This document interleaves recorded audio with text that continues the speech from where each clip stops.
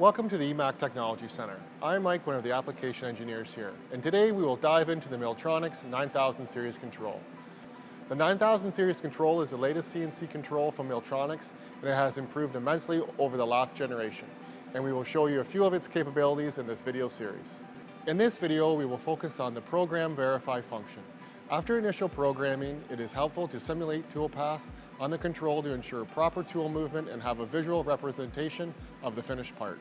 Using this function is intuitive and helpful. Simply select your program, press verify, press start, then press cycle start. This will begin the simulation of the control with no machine movement. To run the simulation faster, simply press fast and the simulation will run at a higher speed to save time. Also, runtimes shown in the upper left corner of the display are valid and can be used to estimate actual machining times.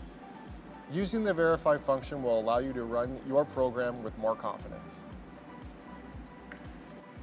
Remember, you can reach us on all social media platforms or simply call us for more information about Milltronics products. Thank you for your time, and I will see you in the next video.